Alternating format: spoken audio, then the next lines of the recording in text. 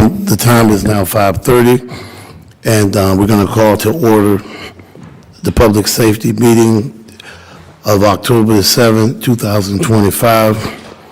The next business of order is going to be public comments. Is there anyone here that would have any public comments? Okay, we see that there is none tonight. We will let the sign-in sheet be the roll call tonight. Well, I believe we have one. That's not. Let me just do the roll call. Alderman Jones, Alderman Marzak, Alderman Cobb. Here. Alderman Ozinga. Present. Alderman Pruitt. Here. Alderman O'Brien. Here. I believe it will be Alderman Swanson, she's not here, and I believe the last one is Alderman. I'm just a guest. Yes, okay. Navarez. Navarez, right. 5 present, 2 absent. We have a quorum. The approval of minutes, we will deal with them at a later time. And tonight, we didn't have it on the agenda, but we have a presentation tonight for the good of the committee. Is there any? Do anyone have any problems tonight with the presentation being done by our Violence Prevention Department? Is there any problems? Okay, everybody's good. All right, Mr. Lewitt. All right.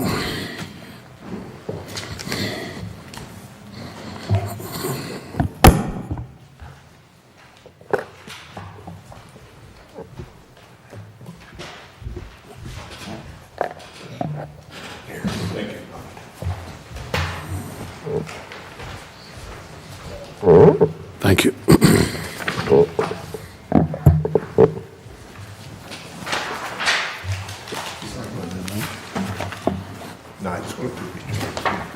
He gave it to me. Okay.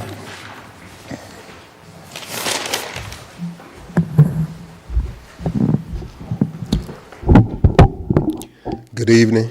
My name is Troy Louis. I'm outreach coordinator for Kankakee United. Kankakee. I was tasked with presenting our quarterly updates from the summer, a month-to-month report from June to August. Kankakee United, City of Kankakee, Office of Violence Prevention. In June, we launched our neighborhood house, open as a central hub for youth programs and violence prevention activities. Community partner collaboration with Kankakee Forgives, Live Free Kankakee, Dwayne Dean. Peace walks held after multiple shootings, shots fired, incidents in east side of neighborhoods. Kankakee United monthly meeting, regular coordination with staff, partners, and stakeholders. Basketball after hours in the park. It was a late night community basketball event offering safe recreation and violence prevention outreach.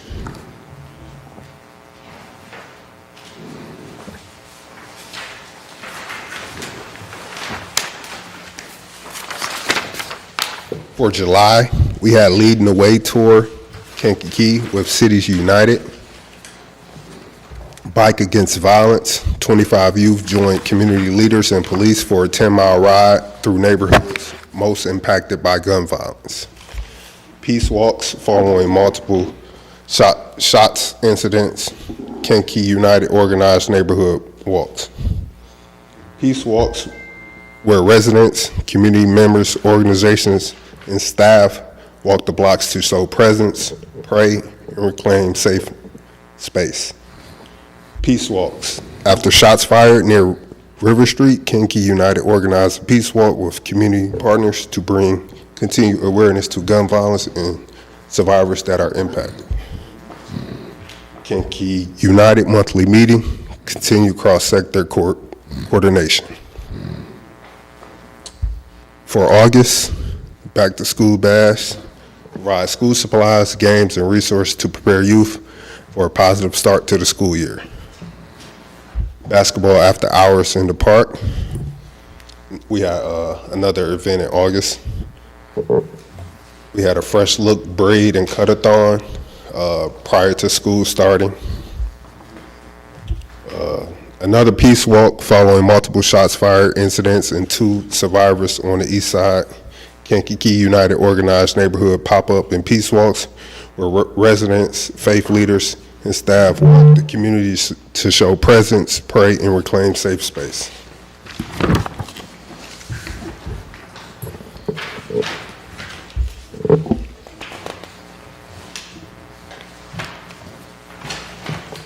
Peace walks following multiple shots fired and 2 incidents. Kankakee United partnered with Kankakee Forgives for peace walks around the blocks that were impacted to show presence and reclaim safe space. Skip 2 spaces. Kankakee United monthly meeting.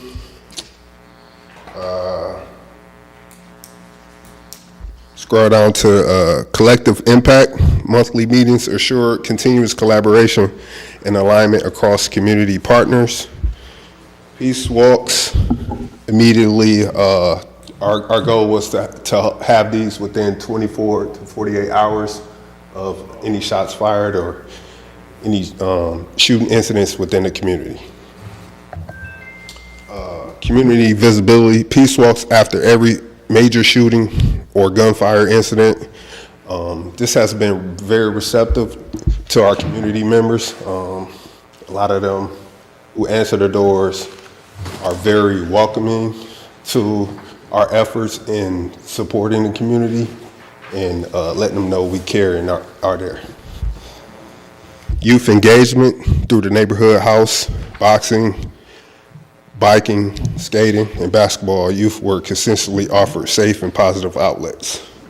Partnerships, strong collaboration with faith leaders, community groups, and with law enforcement strengthened trust and extended reach.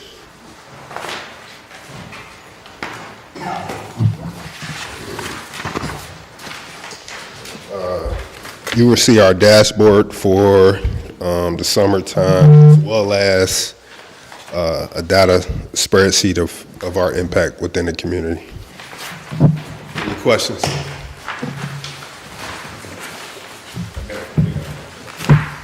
Brian had a question. Yes, Thank sir. you. Thanks for the report, Troy. What would you say, in your opinion, has been, of all the work you did over the summer, you and the team did over the summer, is there a certain 1 or 2 things you think are most effective or valuable of the work that you do, that the team does? I would say our authentic approach and our consistency with follow-up within our caseload. So each 3 of us, Johnny, Rhonda, myself, we have a caseload of rather either victims or people who have been perpetrators within incidents. So our follow-up and our consistency in supporting those rather victims or perpetrators, and to constantly build a relationship with them and be there and to engage with them would be our most impactful. So it's not just one contact and that's it, it's repeated, multiple? Yes, follow-up. Even with after the 6 weeks, we're still maybe 1 week follow-up, quarterly follow-up. And that's family as well, so extended. So it's not just a victim, it's family members who may need support, counseling, things of that sort. Okay. Thank you. Yes, sir. Sir, I see there's numerous peace walks here. Have you had a good turnout? I mean, a lot of people doing the peace walks, or, just a very few? Yes, within our community partnerships with Live Free, Dwayne Dean, and Kankakee Forgives, we have quite a few members that come out within those peace walks. And like we said, our goal is within 24 to 48 hours, we have those peace walks in regards to like shots fired or things of that sort. Okay. And again, it's extremely receptive to the community. Actually, one member said saw my face at a public safety meeting. So yeah, like opportunities like this, we're able to connect the dots, and they know who was there trying to keep our community safe. Thank you. Yes, sir. I think you guys do an excellent job. The comments that I want to give is the fact that I am a part of Live Free, and us being out there together, it's showing unity. Kankakee Forgive, Kankakee United. So the follow-up is real good. And I am definitely not trying to throw any shade against our department or anything, but sometimes, and just being honest, that you guys don't get the information. So I end up sending you guys the information so we could do the walk. So I think it has to be more consistent that you guys get the information just like I do. So I don't know, Deputy Chief, if they should be on our thread or whatever, but it's been several times that I would have to text Johnny just to tell her that, you know, shots been fired or this and that. So maybe we could get better at that part of it, because again, they want to get out between 24 and 48 hours to do these walks, and so when I get it to them, we get out as soon as possible. So, but other than that, I mean, doing an excellent job. I was part of the night basketball and all of that, part of the braid-a-thon haircuts. So just keep doing the good work. Thank you, Alderman Pruitt. Thank you, Alderman. How are you being informed when there's shots fired?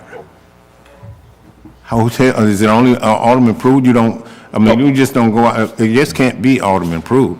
No, let me say this. A lot of times they do it, sometimes they don't, but it's majority of the time they do get it, but it's sometimes they don't get it. When I text Johnny, she said, I never received that. So Okay. it's the majority of the time they do get it, but it's a lot of times they don't. So, go ahead, Alderman. I also have to agree with Alderman Pruitt that how impactful to the community that you guys do, and I mean, and I just as an elected official appreciate that. I really do, and I just want to encourage you all to keep up the good work. Thank you, Alderman Cobbs. And you know something, Mr. Troy, I know it's be hard sometimes, and because I know you be taxed. There's only like 3 people, I believe, in the group, and when you're dealing with so much and you're trying to keep it together, you know, I know it's not always easy, but continue to keep pushing. And I want to know, what is y'all collaboration also with the high school, junior high? Y'all still working with them? Because, you know, I don't know what the fight total has been. Is it down? Because normally when things happen there, it spills over into the street. And, you know, are y'all on top of that, or is there another group that's dealing with that more or less, like, you know, with the security apparatus over there? Do they give y'all a head up, you know, Johnny and Bobby was at it or whatever, you know, so we can be kind of like on top of it, and where we may go or send someone, whether it be in our group or, you know, Kankakee Forgives, if you know what I'm asking, you know, where you know, try to head it off, you know, from it escalating. I'm glad you asked that question, because I currently have a 6-week intervention working with the junior high students, and 2 of those students have threat assessments at the moment. Okay. So we're 2 weeks in. The kids are definitely receptive, and we work on just like getting to the root cause of their anger, building healthy relationships. Right. Them seeing that someone cares about them outside of just their school staff. Right. That's consistent. Like I'm always there. They know I'm always going to be there Monday 11. Sometimes I'm scheduled to be there till 12:30. Sometimes it goes over because the engagement is so well.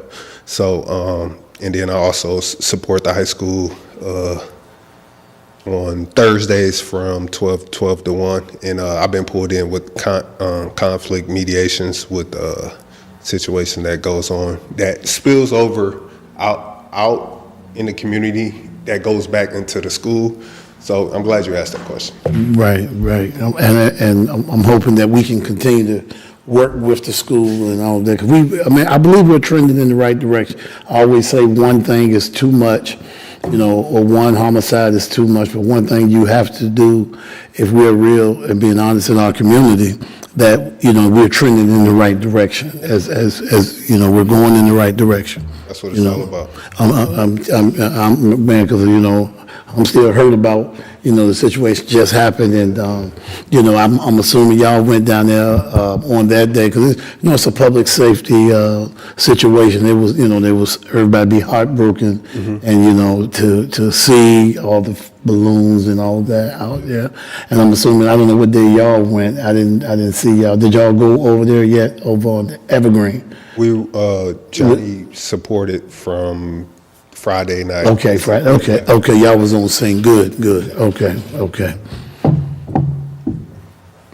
Alderman Jones? Anybody else? Yeah, yes. Thank you. Troy, looking forward the next 3 or 6 months, is there anything additional or different from what's on the summer report that your department has on the radar or has planned? As far as Just in, is it kind of business as usual, pursuing the same approach, or are there different things that you have scheduled for, the next 3 to 6 months? we have pretty much blocked off for October. We will be attending Cities United. We also collaborate with the mayor for Youth Advisory Board, supporting youth, as well as Teen Town Hall and a community meeting as well. Well, thank you. Keep up the good work. Thank you, Mr. Lloyd. Great presentation. Now, we're gonna move into, we don't have any old business, and the new business, we're gonna be moving right into our police monthly activity report. And this month, the police department is up first. DC High, I'm sorry, I'm being like the mayor. A lot alike. I'm sorry. Just alike. Thank you, Chair. Yeah, yes. Okay, so I'll start with the department update. We're currently sitting at 66 sworn officers, or budgeted for 67, 38 on patrol, 9 in investigations, 2 in KMEG, 1 school resource officer. We have 1 officer on military leave. There's 4 officers in administration. POP unit has been temporarily dissolved because of shortages in patrol, and they're currently working patrol. We have 2 in the academy, 2 in field training, 1 on leave, administrative leave, 3 on light duty, and 3 on FMLA. So we have 66 active full duty. 2 new recruits, Tyler Parsons and Maxwell Forcor, are at PTI attending basic officer training.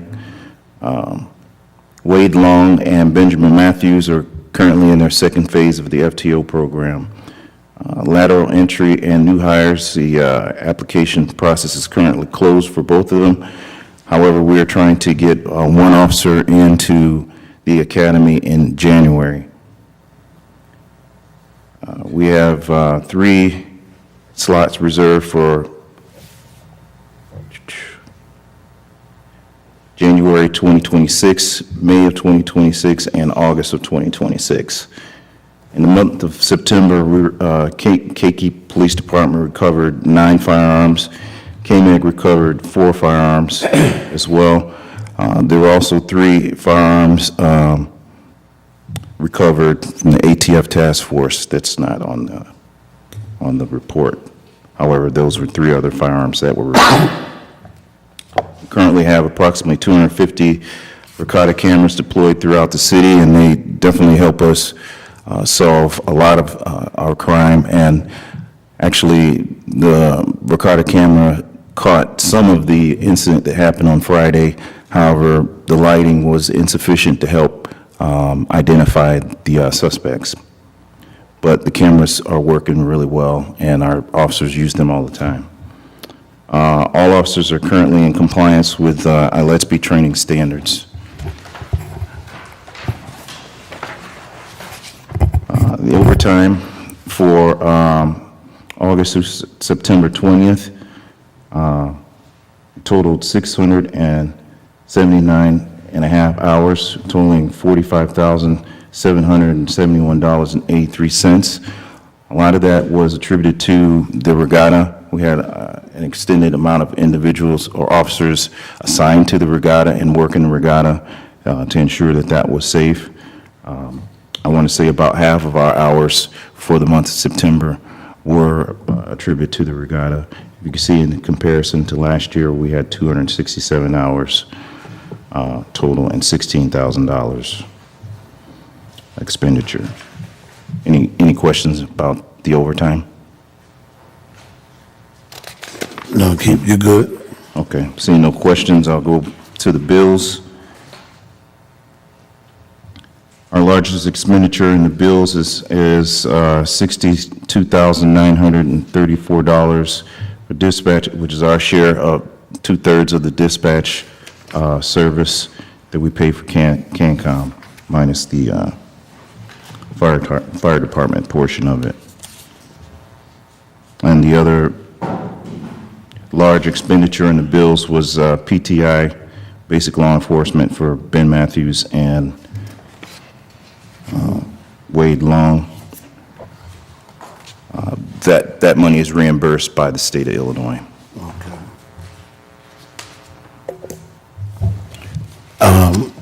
With the bills totaling, it looks like the bills are going to be totaling $98,634.78. I entertain a motion to pay the bill.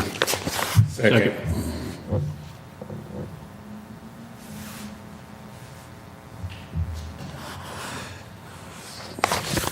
First by Alderman Osinga, second by Alderman Cobb. Roll call. Alderman Jones is aye. Alderman Cobb. Aye. Alderman Ozinga. Aye. Alderman Prue. Aye. Alderman O'Brien. Aye. Five ayes, no nays. The bills are paid. Okay, Chief. All right, so we'll move on to the monthly stats for September. The month of September 2025, we handled 6,101 calls for service, handled 315 cases, 109 adults arrested and 2 juveniles. Traffic stops are slightly down, and I attribute that to the reduction in personnel. Citations also went down just a tad. In addition, foot patrols also went down. Officers are doing a lot of proactive work and working a lot of traffic details, so they are getting out there and getting a lot of guns off the street. We handled 94 accidents. In the month of September, there were 0 homicides.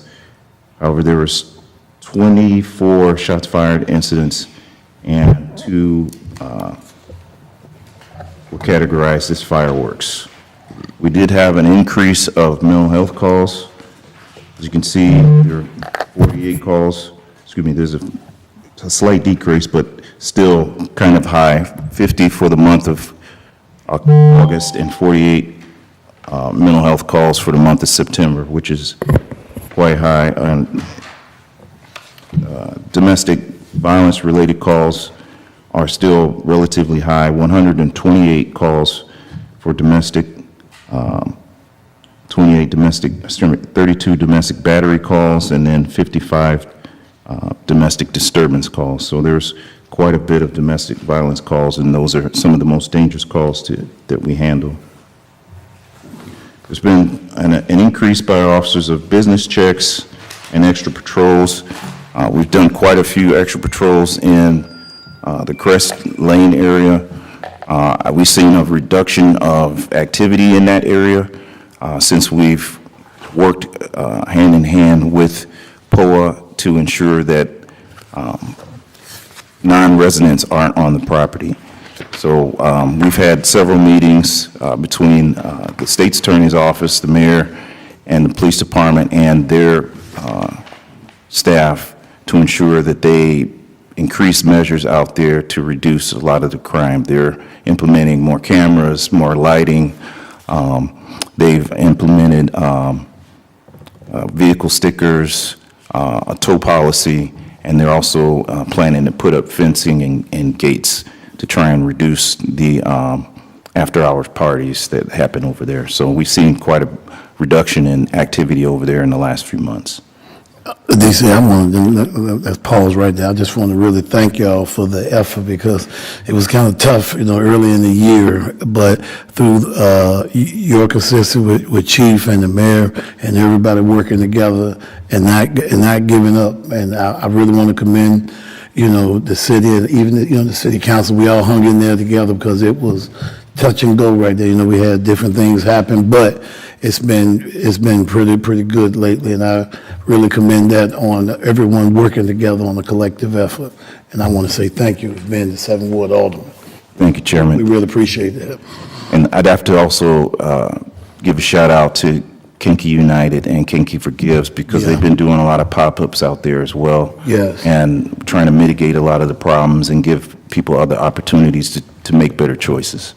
Yes. Mr. Chairman, I have Yes, not a sir. question, but I have a comment.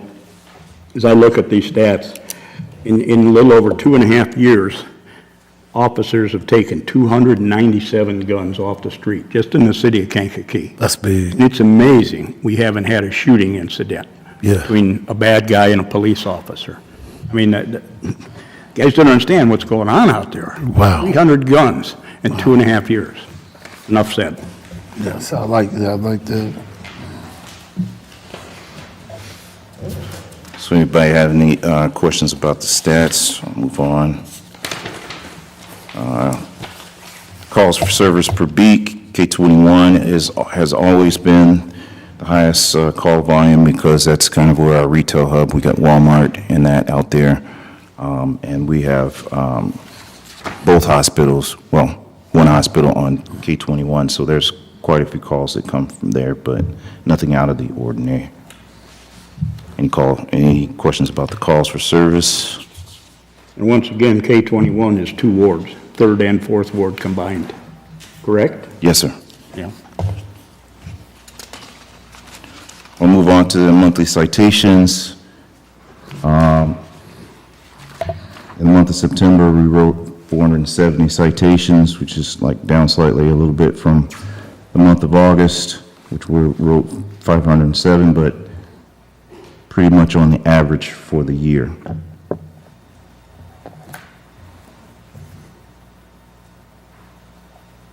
We had 14 administrative tows, which is down a little bit, and officers can use their discretion at times on those administrative tows. But typically, if we have a person that's driving suspended or has committed a forcible felony, we do administratively tow the vehicles. DC, I got a quick question I want to ask. When do we call off a chase when, of a car? Because I guess something come, when do we call that off? 'Cause that was presented to me this week. What is the policy that we try, that we try to do? So the pursuit policy is that we do not pursue if it's not a forcible felony. However, officers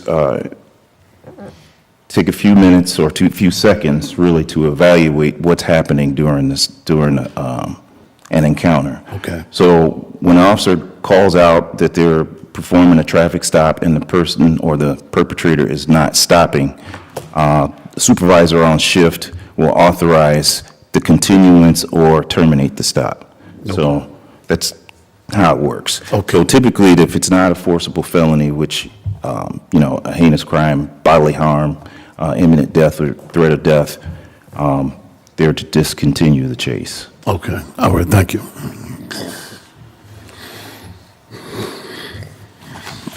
So on to the Part 1 crimes. They're all listed by ward on the next page. You'll see that there are two kidnappings. I know Alderman Osinga asked me about a kidnapping in his ward. Whenever there's a domestic violence situation and the victim is prohibited from using the phone or trying to call for help with 911 or is unlawfully restrained, that is also considered kidnapping, but by neighbors, but it's not a kidnapping in a dramatic fashion.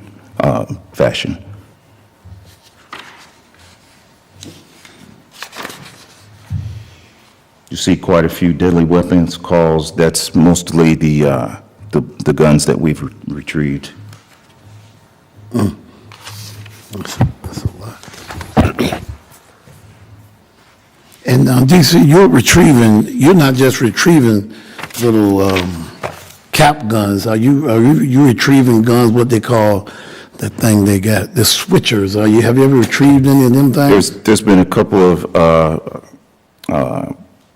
pistols with switches there on them, so they're fully out. They're considered machine guns when they have the switch attached to them. Okay, that's what I want. Yep. I wanted everybody to understand what y'all are going up against, because a lot of people don't understand. They're thinking, back when we was in our younger days, the 38 special, but y'all are dealing with switches, and when they shoot the gun, I mean, they can spray it in about seconds or whatever, and that's why, you be really worried about and praying for the officers, because y'all deal with it's a lot of them out there. When you get them off the street, you don't want all the guns off, but, just to see someone with one of them guns like that, with that long thing on it, and oh my goodness, so, I just wanted that for people to hear it, because some people think when it says getting guns off the street, they have no idea on what's really on the streets or what we're up against and what y'all are, dealing with.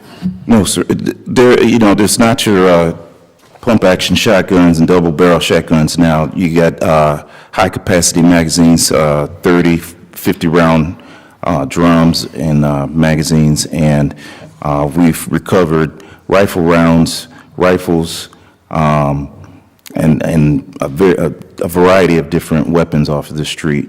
I commend our officers because they are courageous every day going out here, getting these weapons off of these individuals.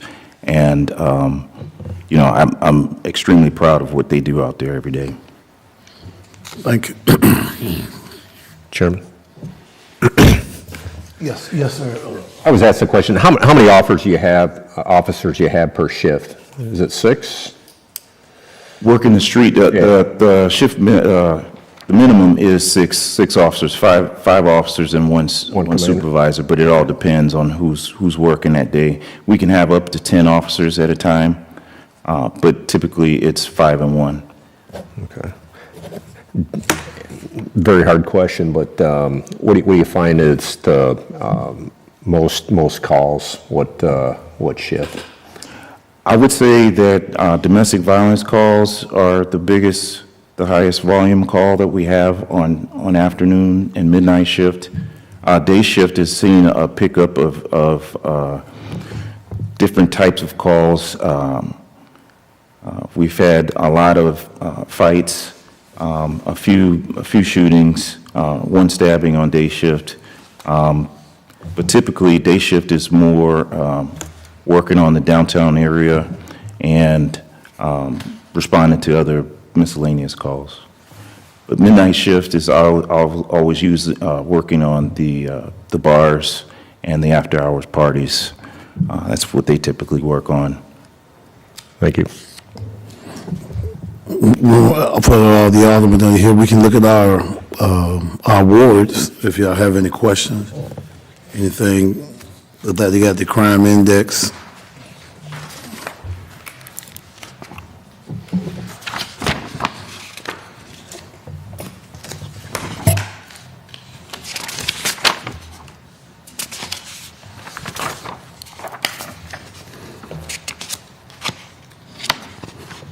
All right. Anybody got any more questions, Chief? DC? No, sir. If you don't have any questions, that's it. Anybody got any questions? All right. All right, thank you, DC. Good report tonight. And then we're going to move right into Kankakee Fire Department report. Chief LaRoche. Yes, thank you, Alderman. If we turn to the summary, we can go over our staffing, which starts on page 6 of the report. Currently, we have 46 sworn personnel. We are down 5 personnel. We were budgeted for 51. We have 5 vacancies that we hope to fill with this next testing process. We're in the process of putting on an entry-level list. Hopefully, we'll get that certified in the next few weeks and get those 5 additional personnel put on. We have 42 assigned to shift. We have 2 people that are off, one on alternate duty and one on medical. So we actually have 44 that are active. Captain Salazar, Lieutenant Zacco, who are in administration positions, they're back on shift to help fill some of the vacancies that we've had. We still have 4 interns that are doing really well. They work about between 10 and 20 hours per week. Although we have, in the last few years, we've increased our staffing level by about 10%. We're hoping once we get this list together, we'll get those vacancies filled, and hopefully in the next few years, we'll get a few more personnel in the department. Bills on between page 7 and 11. If you look, total bills were $77,479.41. If you want to turn to page 7, we can start going over the ones that we spent a little bit more money on. We had a Lexus, which is some repairs for some of our ambulances. We spent $1,300. Page 8, fuel costs were $4,700. Our billing company charged us $7,600 for their management of our billing for the month. Down at the bottom, Joe's Automotive, we spent $2,500 with some ambulance repairs and some wiring issues for one of our vehicles. $500 we paid for reimbursement for one of our personnel to attend class. CANCOM's bill was $33,887.88. Page 10, the one thing that really stands out is our rent, and we had exhaust repair for ambulance 5, which was $10,254. Again, total bills was $77,470.41. All right. So pause right there. I entertain a motion to pay the bills today. So moved. Second. First by Alderman O'Brien, second by Alderman Cobb. Yes, that's correct. Roll call, Alderman Jones, this is aye. Alderman Cobb, Aye. Alderman Ozinga, Aye. Alderman Pruitt, Aye. Alderman O'Brien, Aye. 5 ayes, 0 nays. The bills are paid. Okay, Chief. All right, we can go to our overtime report, page 12 through 16. For the month of September, our overtime was down. We only had 225 hours and a half of overtime. Most of that was just majority for filling vacancies for the shift because of our staffing issues and also people taking vacation. Cost was $1,614.14, and one of those days was for the holiday. Okay.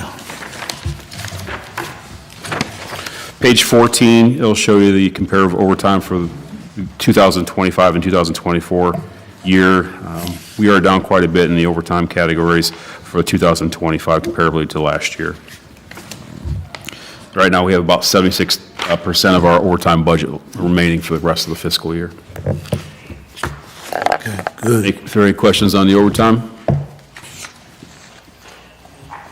We're good, Chief. Okay. We can turn to our vehicle repair report. For the month of September, we've had some major major equipment issues, maintenance on a few of our vehicles that had to be done that we had sent off. We had our new engine 5 was sent to Indiana to have some body work done. It was warranty work, but it was at the shop for a few weeks. During that period of time, we had a turbo let loose on one of our engines. reducing our vehicle equipment on the road. We had to put a reserve engine in service for more than one day, which is over a 30-year-old vehicle. And as such, it is in really bad shape. So we ended up borrowing a fire engine from Bourbonnais for a weekend. We scrambled to get it done, so we had a vehicle that was serviceable on the road. We want to make sure our personnel can get to the fires and calls as they needed to. It's not something that I think I've ever seen in my career, but we wanted to make sure that they weren't right around a 30-plus-year-old vehicle that struggled to get to calls for more than a few hours. We only put that in service when we desperately need to, and it's not for more than, like I said, a few hours at a time while a vehicle is getting serviced. But since we knew that vehicle would be in service for more than a weekend, we just had to, go out and, see who had a vehicle for us that we could use. Luckily, Bourbonnais did. The mayor and the clerk I spent a couple of hours late in the weekend trying to get that deal done, and luckily Bourbonnais worked with us, and we were able to get their vehicle, and believe it or not, it worked out really well for us. And I hope they never have to borrow their vehicle again, but if we do, I think that they'll be eligible, or will help us out again, I think, if we have to. I guess it's back to where we're at right now with our vehicles. We have an engine that's still down with a blown turbo and intake issues. The parts on that, it's a 2009 Sufton engine. Finding the parts is very, very difficult for the maintenance shop that we take it to, or for anyone that is looking for the parts. They just don't make those parts anymore. And being a fire engine that we've had it on the road for quite a long time, there's multiple other issues wrong with it. We're lucky that we have two engines, or an engine and an aerial ladder coming, but we ordered that back, 2 years ago. We spent $3 million. I appreciate what the city council and the mayor has done for us to get us that equipment ordered, but it can't get here soon enough. We have a delivery date on the fire engine sometime early or late spring, early summer, and then the aerial will be sometime midwinter, I think, when we get the aerial. But again, we had to pay a little bit more extra money to get that aerial delivered sooner. We pushed that up a little bit to get it here quicker, since ours has been out of service for some time. We are in a bad way right now with our equipment maintenance. We're doing repairs, we're not doing general maintenance because we can't keep the vehicles in service long enough. My hope is that we will continue working on our vehicle replacement program with the mayor and the city manager. Make sure that in the few upcoming years we have vehicles that will be reliable on the road for a long period of time. Once we get the engine and the aerial delivered next year, we'll be okay for a little while with our fire apparatus, but it comes down to now is our ambulances. We have aging ambulances. We've had even our newest ambulances seen some wear and tear. I drove that a couple nights ago, and it's remarkable how fast those things get burned up. It's just we're on the road all the time. They're transporting, each ambulance is transporting over 2,000 patients a year. They're talking 2 ambulances that are running nonstop, and we got to get those replaced on a regular basis. I'm hoping that we can get a new one ordered here shortly, so we can make sure that the delivery is timely. Unfortunately, just like with the fire apparatus, the ambulances do take time to get delivered. We've been scouring, the internet looking for anything that might be available, but the ones that we found are, they go fast, and the cost of them has exponentially increased over the years. We're looking at a new ambulance right now that you're paying anywhere from $320,000 to $400,000 for. And it's remarkable because a few years back you were getting it for less than $200,000.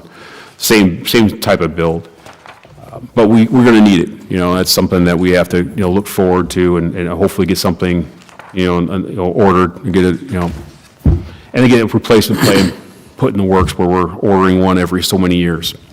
Because the way we've been using those ambulances, our call volume's increasing exponentially. Right.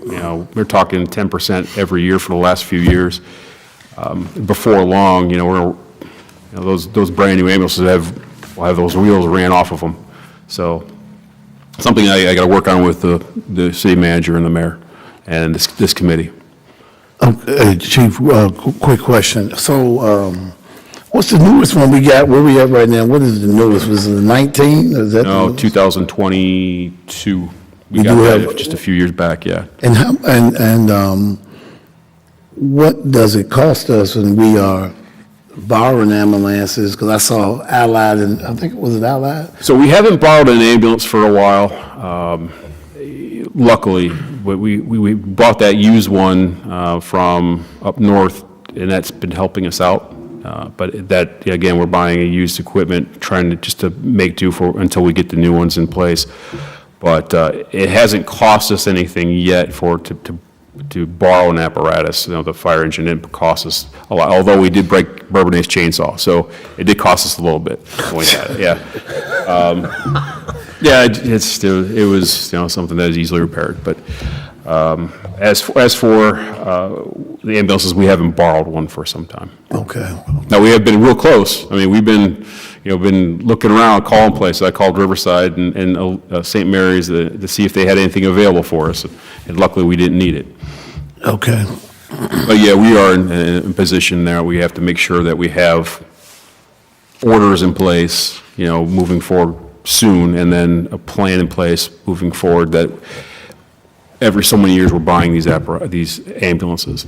As for the engines, again, we're going back to when we deliver, the next delivery, you know, in spring for the engine, and then the aerial in the late winter.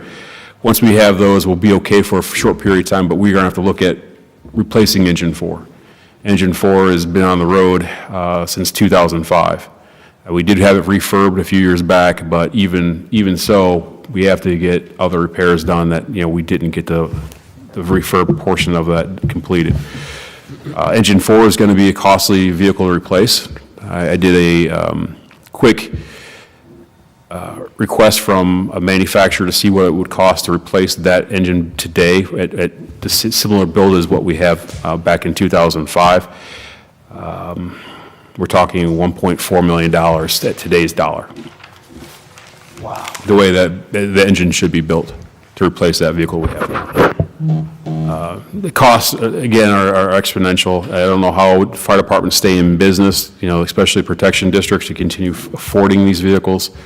You know, busy departments like ours, and even the bigger departments like Chicago, Aurora, Joliet, I couldn't imagine what they have to spend to keep their vehicles on the road.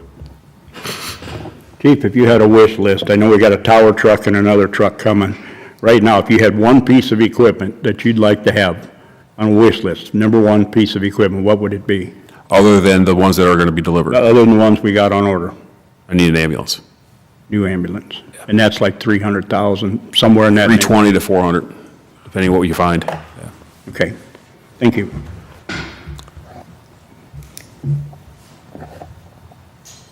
We say it's about a 2-year deal.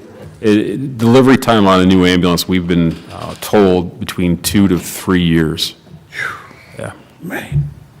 So that's the urgency of now, right now. Yeah, it's something that I've brought up before, and I just got to keep, you know, Right. squeaky wheel gets the grease, right? So I'm going to start squeaking even more. So the vehicle maintenance for the month, we spent roughly $17,000. Majority of that was for the exhaust repair of an ambulance 5. That was the ambulance that we purchased from up north. They had an exhaust filter that was plugged up, and then they had some issues with it getting idling correctly. The majority of the rest of the majority of the amount that we spent is for general maintenance. Any questions on the vehicle maintenance aspect? Okay. We can move on to page 18, our call volume. Our department, you know, this month of September ran 630 calls. Majority of them are EMS again. Steadily averaging 19 to 20 calls per day. That's has increased over the last few years. We're talking, you know, a few hundred calls per year, but it does add up. Our guys are on the ambulance, the young guys that are assigned to the ambulance, they are having long days, long nights. They're getting beat up, as a term that we use quite a bit. And we know that we're short personnel, which makes it even harder for them. So what we did was we instituted a policy where our fire engines are going on all major medicals with our ambulances to help our ambulance crew, so they're not, I know they're going to be fatigued, so, they need some assistance, so we've got that, the extra help coming. But even that, our engines now are very expensive engines, are on the road just as much as an ambulance these days, and it's a lot. But again, our call volume is steadily increasing year per year. We're projected to be over 8,000 calls this year. I would say last year, I think we were at 779, 60, I think. We're going to be well over 8,000 this year. But, we're planning, hopefully, like I said before, we hope to get all those spots filled, the vacancies that we have, and hopefully in the next few years, we get extra personnel put on so we can get the staffing level we need to be. For the month of September, we had one structure fire reported. It was at Riverside Hospital. It was a small electrical fire in the walls. It caused about $2,000 in damage. It wasn't a very big loss for them, but any fire at an institution such as that causes a lot of chaos, especially when they had to shut down a wing, evacuate some smoke from the building and whatnot. Our guys got there pretty quickly. By the time they got to the room, which was down the hall from their entryway, they didn't have much of a fire, but they helped evacuate all the smoke from there. They were there for an hour or two, helping them out. We responded to 17 calls outside the city limits to assist other fire departments. Again, we only had that one fire that was reported for the month. Our fire losses, if you turn to page 21, just the $2,000 in damage for September. We had a total of 19 fires for 2025 calendar year at about $231,000 in loss. And it seems like a big number, but over the course of a year, it's been significantly less than other years. Our prevention officer is doing a good job, and so is our personnel, getting quickly out the door, getting water on the fire quickly, to keeping them in check, so we're not doing more damage to the residents. Our EMS calls, page 22, for the month, 487 patients that we transported. 122 sick person calls, 39 breathing, 25 falls, 21 behavioral health, 7 assault and batteries, and we did have 6 overdoses. We had 21 ambulance turnover calls, which means that we had 21 patients that were transported by other ambulances, 18 to Elite, and then we had 3 Riverside ambulance transports. For the total, for 2025 calendar year is 168 turnovers. And then again, our overdoses, although we had this month, they are down for 2025 with only 22. Any questions on the calls? Okay. Turning to page 23, our billing, fire billing for the month of August, we're talking a month in arrears because our report doesn't come in until mid-month. So for the month of August, we had $3,257 come in from fire billing company. And then for our EMS billing, same with our EMS billing, as we're a month in arrears, we had $354,310 collected the month of August. And that's before the money that we have to send back to the state. That's gross, not net. Total for the month for the year 2025, 2.8 million collected, and again, that's gross, not net. But we'll probably end up sending a portion of that, almost 50% of it, back to the state. Any questions on billing? Okay, we'll move on to our fire prevention. So September was our month that we go to all the schools and do fire drills. So we spent a lot of time doing that. Our fire prevention officer conducted 147 fire safety inspections. We installed 5 smoke detectors and 3 carbon monoxide detectors in residences throughout the city. If you want more information, you can turn to page 25 through 29. Actually, on page 29, there's a new report that the prevention officer had put in there. Some of the buildings that we're working on, looking at some of the things that renovations are being made, something that we're keeping an eye on. moving on to our community risk reduction, we don't have much of a change in that report since our community risk reduction officer, he's back on shift.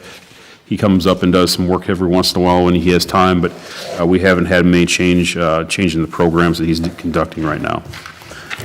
For the month of September training, we've had our SCBA mods do some driver training, and then we also had our EMS training that we do typically. But month of September, we did our annual physicals. We brought in a new company to do our employee physicals for the year. It went really smoothly. We were really happy with their product they gave us. They did some new testing for us. They offered stress tests, cardiac stress tests for our guys that are over 40 years old. Almost all of our employees over the age of 40 had the cardiac stress test done, which is great. It's one of those things that the NFPA recommends, and we made it voluntary this year, and I believe only one person didn't volunteer to take it.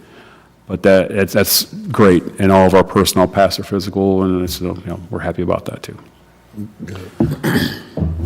That's about it for the report. Any questions? Smoke, I saw the smoke detectors, you said you was, they're down right now. It looked like you said you had, what I read that, we didn't have a whole bunch of them left or whatever. Anybody calling for them? No, actually, we haven't had too many requests this month. Okay. We had one, I think,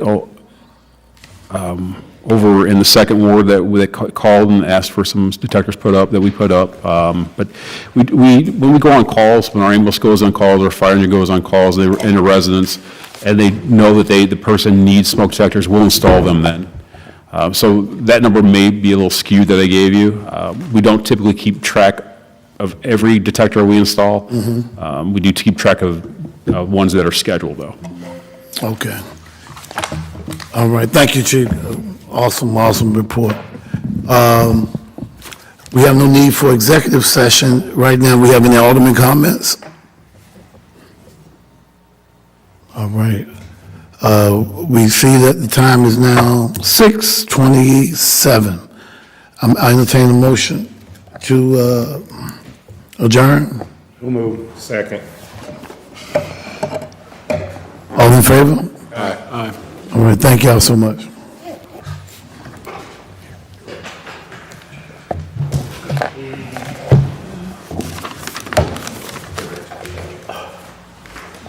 Yes, sir.